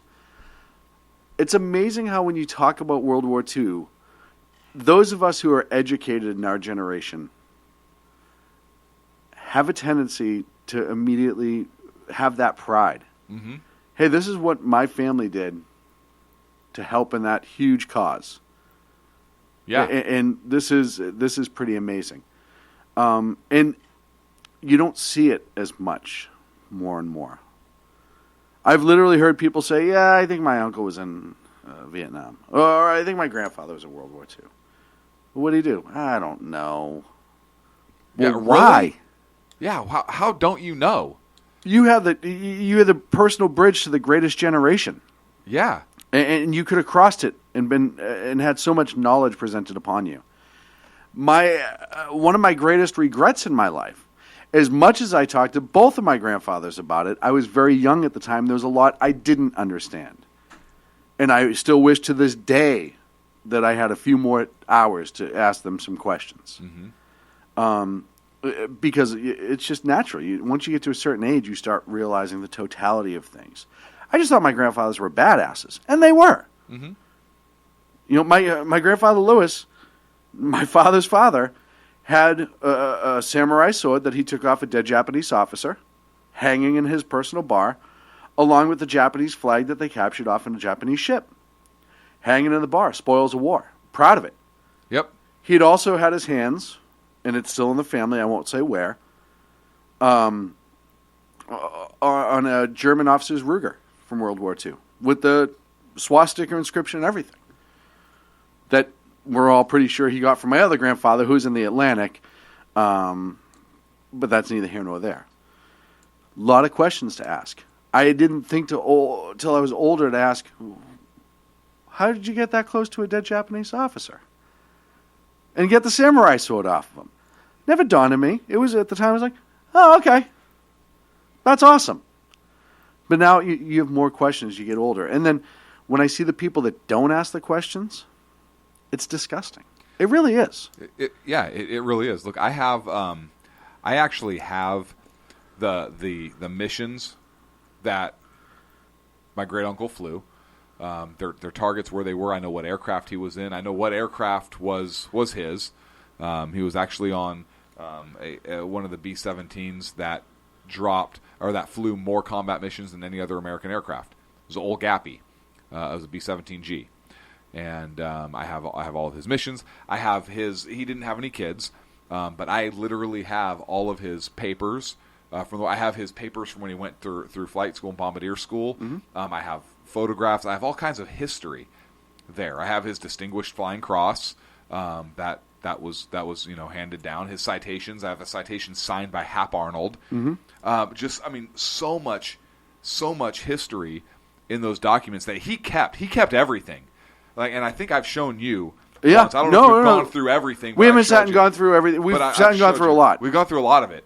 And my grandfather was in the Pacific Theater, and like I said, Pearl Harbor survivor and so forth. My family's from Hawaii, and both sides. He didn't talk quite as much about it. He talked a little bit about it, but the same thing. I have some photographs of him. I don't have as much paperwork because he didn't keep everything like his brother did. But it's just amazing. I can't go back to Pearl Harbor and just not think, wow, my grandfather was here. On my dad's side, or go to the church where my mom's mom and dad was walking in that Sunday morning when they described seeing the Japanese aircraft fly over where they were and describing the little goggles that the Japanese pilots were wearing, and they looked right down at them while they were getting ready to walk into church, and describing, hearing kind of the muffled, distant explosions, then seeing the smoke rise in the harbor, and then kind of realize what was going on, and seeing some of the Japanese aircraft, seem to be like diving down on cars while they were on the roadways and so forth, and just seeing that and hearing about that not only from their perspective, from the civilian side, but also from my grandfather's side, and my grandmother, my dad's mom, was a I think she worked at Bellows Field as a radio operator, which is another base that was strafed. So it's hearing the stories from those sides is just amazing, and how my grandfather was woken up and helped get folks underway, and the actions that he took that morning, and the experiences that he had and what he saw. I've had the opportunity to go out there and you literally, at Bellows Field, one of the B-17s that was flying in from California kind of flew into the middle of this attack, and one of them bellied in at Bellows Field, and the scrape marks are still on the runway from that. The first prisoner of war was taken off of the beach at Bellows Field in one of the 2 Japanese midget submarines that washed up. One guy was dead and one was taken POW. As a matter of fact, out of the 10 midget submariners, the 5 midget submarines, can I say midget submarines or can I say little people submarines? Mm-hmm. I have to say little people submarines. Right. I think. You can't say midgets anymore. When those submarines were launched, there's a memorial in Japan to them, and only 9 of the 10 faces are on that mural because it was a shame to be taken POW. But I've stood on the beach where the first POW was taken in World War II. Over there at Bellows. That's amazing. Or being out at Hickam and being at Pearl and knowing that, my family was there. Wow, what was happening that day? The bullet holes are still in a lot of the buildings at Pearl and at Hickam. Mm-hmm. They left them there as a reminder. So you can see gouge marks from where rounds were scraping into concrete, and you still see the holes. You pull pictures up offline if you've never been there. You still see the bullet holes in the buildings and some of the hangars and whatnot. You go to Ford Island in the one of the towers that's still there that you see in the pictures. It's amazing. And now you have the USS Arizona that's moored right with the Missouri. Mm-hmm. And those of you that don't know, obviously the Arizona is still a tomb. There's still U.S. Sailors entombed in there that went down on December 7th. It's still leaking oil, Mm-hmm. that ship. F you environmentalists that have something to say about that. And then the Missouri right behind it. The Missouri is where the surrender was signed. Yeah. So there you have the start and end of the war all at once. Right there, all at once. And I know we're up against a break. I know we're overdue. I apologize, but I wanted No, to share. great story. Great story. And, yeah. And it's just amazing. And it's something that we have to carry on. We're up against the break. We'll be back here on the Sack Kids Radio Show. Conservative media done right. You're listening to the SHR Media Network. Breaking news. According to the latest report coming out of SHR Media, a merchandise store to support both the Reaver of Common Sense and SHR Media has just been unleashed to the general public. Be forewarned that this site can be contagious and numerous items can be purchased to support the best news programming.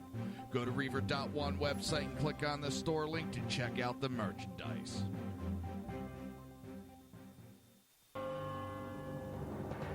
Hello, I'm Matt, a student at Hillsdale College. Here is Hillsdale President Larry Arnn on the continuing relevance of the Constitution. Many argue today that the Constitution is outdated because it addresses problems peculiar to the 18th century. Some parts of the Constitution do read rather quaintly. Consider the injunction against titles of nobility in Article 1, Section 9 of the Constitution. But is that so outdated? The purpose of the injunction is to prevent the government granting special privileges to some for partisan reasons. This strikes at the heart of the rule of law. The crony capitalism so common today is a place where the government bestows favors and tax dollars on some businesses to give them a leg up over others. This is exactly the kind of thing the Constitution was meant to prohibit. The Constitution is not so outdated after all. This Constitution Minute was brought to you by Hillsdale College. To join the national conversation on the Constitution, go to constitutionminute.com. Times are dark. The people misled by corrupt politicians, lied to by establishment media, and deceived by the false messages of Islam. A nation in confusion needs a guide. It needs a man with a cane. I'm Dave Milner. Join me on Spreaker, SHR Media, High Plains Talk Radio, Live Rebooting Liberty, and YouTube for a unique brand of commentary on the unpleasant blind guide. Because truth is not always pleasant. In a world controlled by corrupt politicians, You got a business. You didn't build that. a team of ordinary men emerge from the ashes to give voice to the voiceless and hope to the hopeless. Sackhead Sean. Dude, I'm not saying cow for the stupid program. Sackhead Clint. All good friends of ours usually show up drunk. Also starring Sacco as the producer. I'm a little bit drunk, I'm a little bit drunk, 'cause I'm drinking. They are the Sackheads Radio Show. Every Wednesday at 8 p.m. Pacific on SHRmedia.com.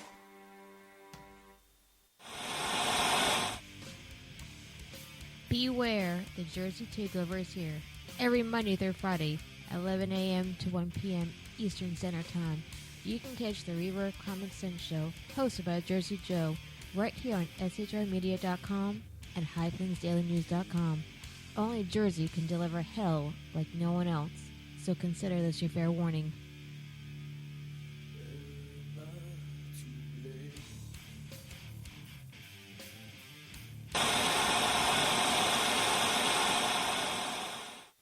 Conservative media done right.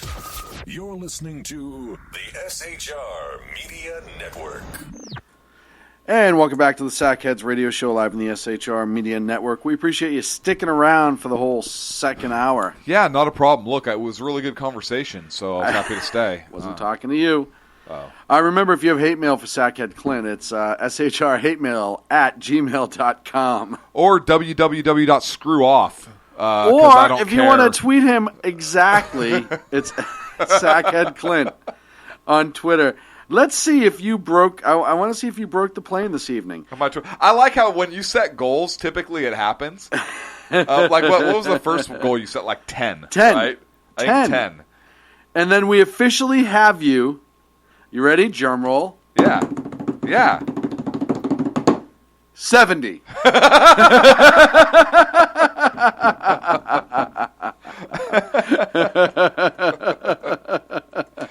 That is just amazing. Yeah. So the California primaries were last evening.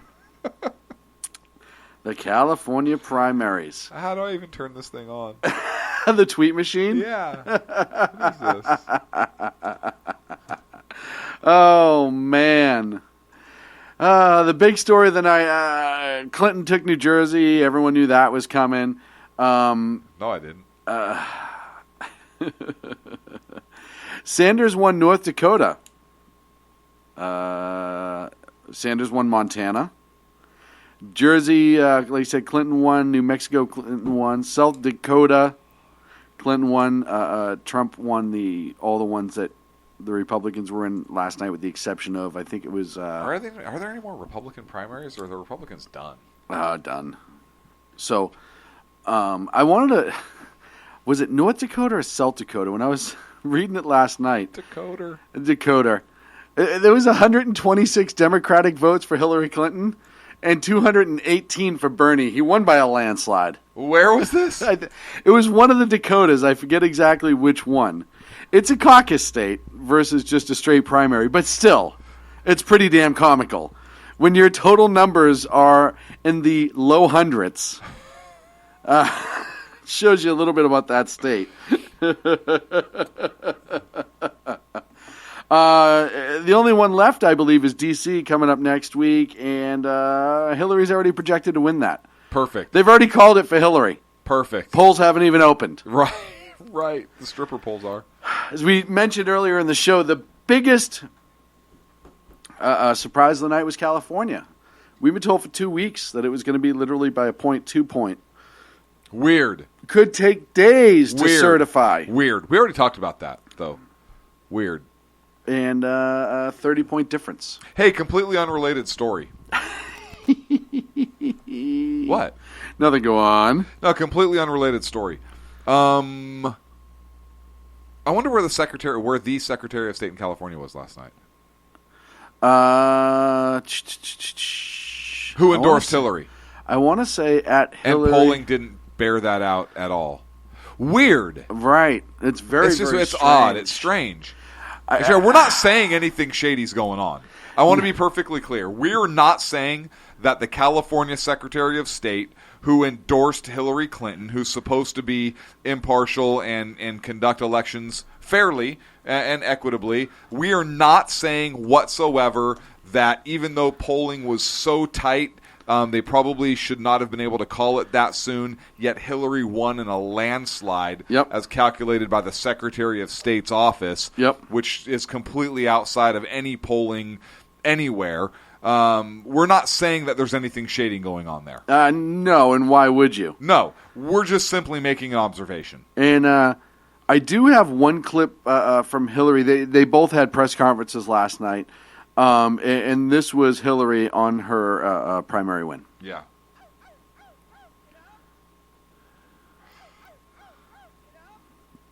So she was obviously excited, and rightfully so. Right. It was one of those. I still love that. Afterwards, Hillary kind of gave the speech like she went first and kind of gave the whole expecting to Bernie to kind of drop out feel to it. She was thanking him for running a great campaign, doing the speech that you would normally do when your opponent drops. And then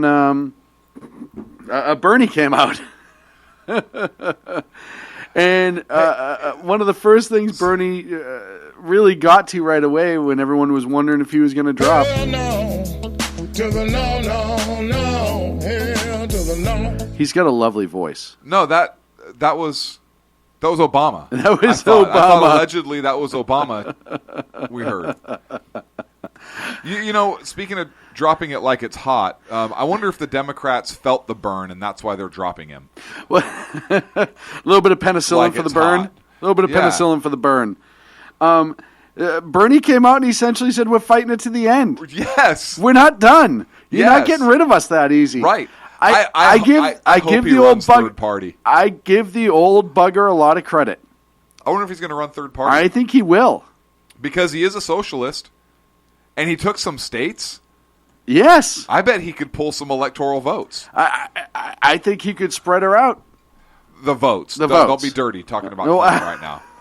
I know where you're going with that. I mean, I think you're right on that, but could you just picture that for a moment? Well, he is a feisty old bugger. He is. He really is. Picture that feisty old bugger spreading. No, marijuana. no. No, just picture it for a second. Oh, come on. Look, here's a picture. Hell no, to the no, no, no. Thank you, Mr. President, for weighing in on that visual. Thank you. I do think that Byrne's going to run third party. I think he might. I think you could very well see the first Democratic socialist running in the presidential election on that scale. And absolutely, listen, she tried last night to do the whole, "Hey, Bernie, you did good. Sorry." Yeah, pat him on the head. Yeah, just go back to yelling at the wall, you crazy old bastard. And he came out and he said, she was like, "Yeah, go pound sand there, hill dog." Right. Ain't happening. We're not done. I give him a lot of credit for not succumbing to the pressure. Because there was, I think it was the day, it was the primary day, 7th, yesterday. Middle of the afternoon, they announced that Bernie was going to have an unscheduled speech. And everyone thought it was a concession speech. And my first thought was, oh, he cut a deal. Hillary got to him. He cut a deal. He's going to have a cabinet post. And it didn't happen. And I think at this point now, he's going to see it through to the end. I just think, and you listen to his speech last night, and he's going more socialist as time goes on, not less. He's not moving to the center. He's going further left. And talking about social justice and the treatment of minorities and the typical progressive Democrat socialist, he's hitting every single box. He's not pulling back. And obviously, I have no love for his politics whatsoever. No. But as a candidate, I got to give him credit. Look, I give him credit because he speaks his mind and you know exactly where he stands. Yes. Right? Yes. And yes, does he not believe in full socialism where he will be in absolute power and live a lavish life while all the other people suffer? Of course he does. He's a socialist. Right. That's how it works. The leadership always lives like a king. And the peasants are just that, peasants. Right. He's not a poor man. He's not a poor man. He drives a $150,000 Audi sports car. The little one that looks kind of like a Lamborghini thingy. I don't know what it's called. Tesla? Not even an American car. It's an Audi. Huh. It's weird because Where's Audi made? Germany? Oh, is it? And he's Jewish, isn't he? Yeah. Huh. What? If that car just went out of control one time and hurt him, Uh-huh. nah, that's conspiracy theorist.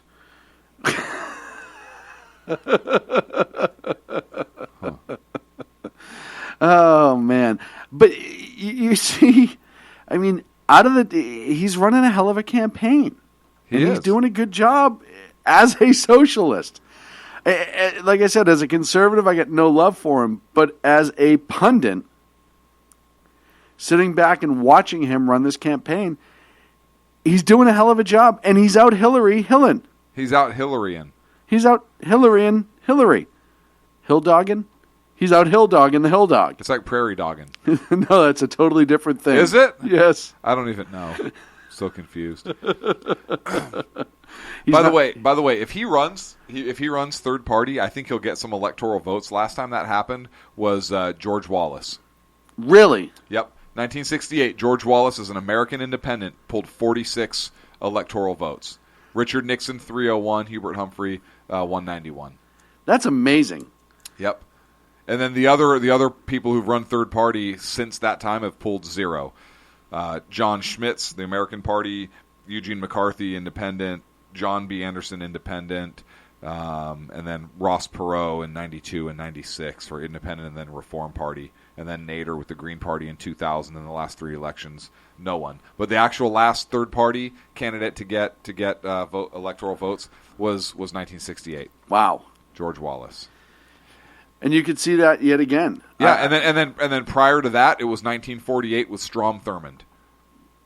39, States' Rights Democrat. Strom Thurmond. That name sounds familiar. Big liberal guy, right? Yeah. Yeah. By the way, there was a socialist who ran in 1944, 1936. No, excuse me, going all the way back to 1928. Socialists have been on the ticket. And if you look, you can actually go back before that. Social Democratic Party, Eugene Debs. But after that, 1904, Debs listed as socialist. 0 electoral votes. 1908, 1912, 1916, 1920, 1924, progressive socialist, Robert La Follette. 1928, socialist, 32, socialist, 36, 40, 44, 48. All the way up until 1948, there was a socialist on the ballot. They got 0 electoral votes, but they were listed as their party preference as socialist in one form or another, either straight up socialist, progressive socialist, or democratic socialist. Now, 1948, that was the last time a socialist was on the ticket. What was happening in that time? Oh yeah, World War II was winding down and the Cold War was starting. Right. Because we had a distrust for the Russians. It was mutual. They were communists, socialists, and from 1944, after 1948, starting with the 1952 election when you had Dwight Eisenhower, who won as the Republican, you did not have another socialist on the ticket until Bernie Sanders, if he runs on the presidential ticket. Kind of interesting how it drops off. So the socialists never went away. They just started evolving into the Democratic Party. Well, and also it was another look at what we were fighting at the time of the Cold War. And it was so heir apparent to the country. Right. How just ridiculous the theory of it was. Right. This is my point. I mean, they were pretty out there in 1944. I'm a socialist. I'm running. Okay, you're a socialist. But after World War II, oh shoot, I don't think I'm going to list myself as that anymore. Yeah, that doesn't look good. Oh, hey, look, it's been, 20-something years since the wall fell, and now socialism's on the rise again because we have nothing to look at and say, hey, this is a horrible fucking idea? Or Bernie was around then. Bernie was. These kids who were following him. Right. But these kids who, if they passed him on the street, would make fun of him for being an old man. But they're a product of the educational system that they're spun out of. Well, and also the Department of Education back then wasn't federally run. It was run state and locally. As it should be. As it should be. Because that didn't change until what, 70s? 1970s? I'd have to look it up. I don't know. I think it was somewhere in the 70s. So probably all that shit. But Bernie knows, and he knows he can get away with it now. And the only thing hurting Bernie right now is Venezuela. But people aren't even paid. We could do it better than them. They messed up. Right. You have those That's your people, argument? But it has stopped some people. Not enough because it's not being covered. You look at mainstream media. Where's the coverage on Venezuela? They've slipped back into a third world country. They're chasing rats down the street to eat. Hey, socialism works. They had more money and oil 7 years ago than most other countries.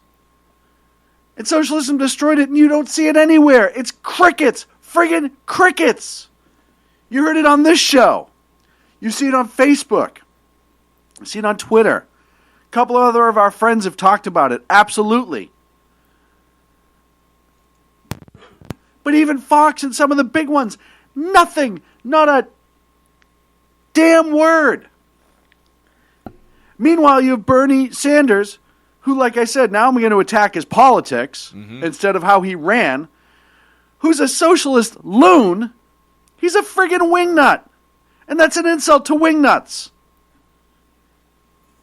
Has a chance to pull electorates.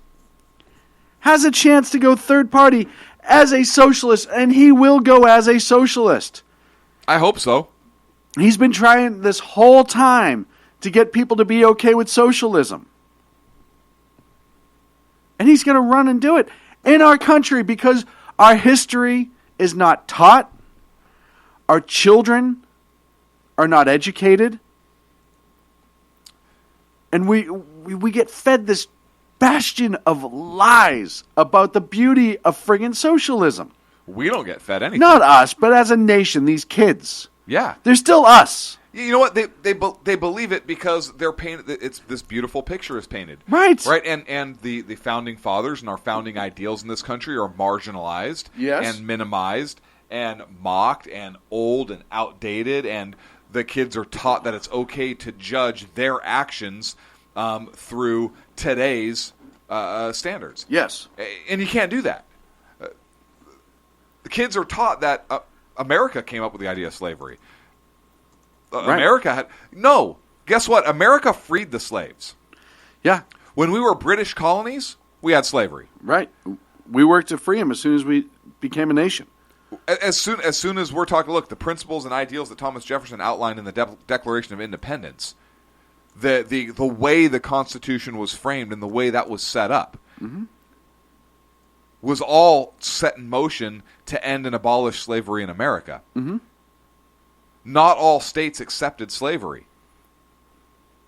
Were there some? Sure there were. Of course, there were Democrats in the South. Yes. There were black slave owners in the South. Yes, there were. I forget his name. One of the most brutal slave owners in the South was a black man. The first slave owner on this continent was black. So, and the Muslims enslaved all over the Middle East. Including some Americans. Including Americans, the shores of Tripoli. So, this is the reason it's in the song.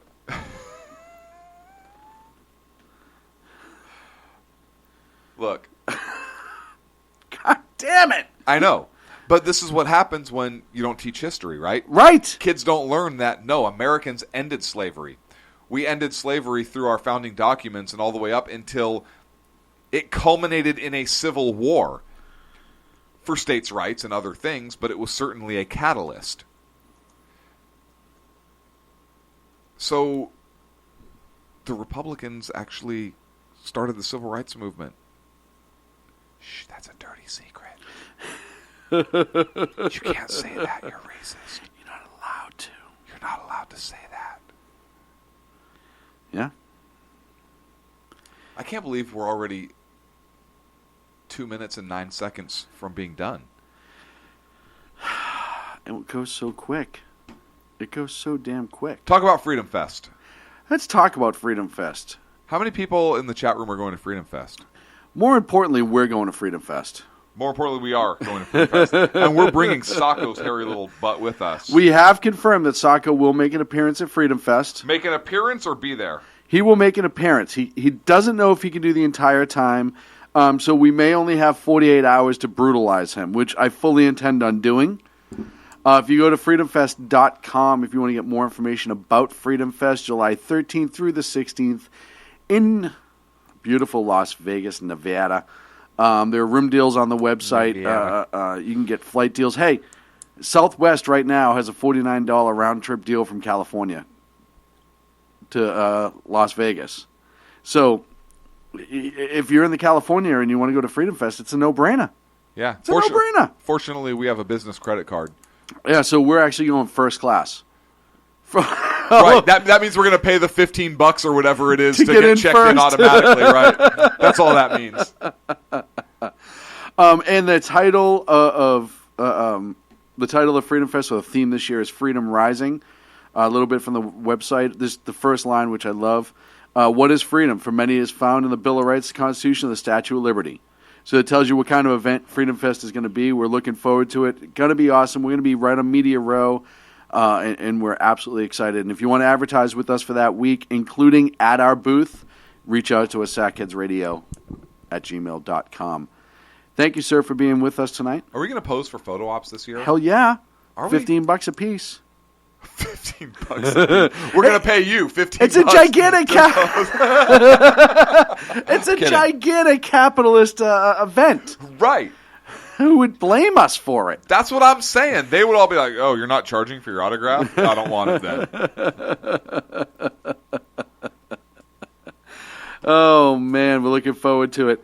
Hey, make sure you check out all the great shows here on the SHR Media Network. Picking it up tomorrow morning with the Bill Martinez Show. Stick around after that.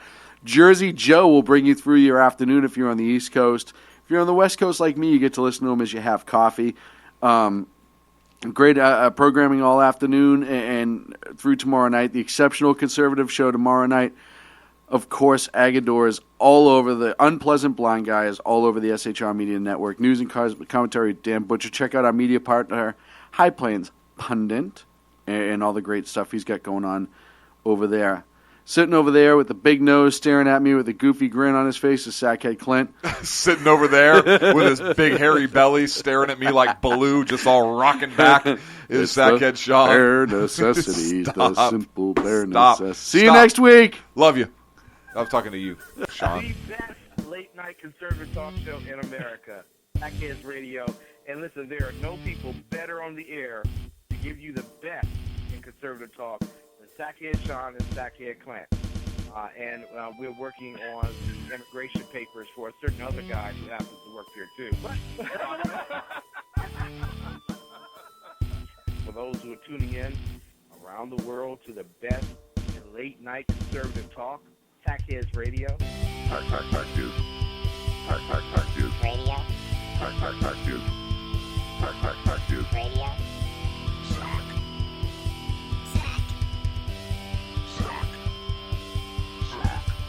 The best late-night conservative talk show in America. In America. In America.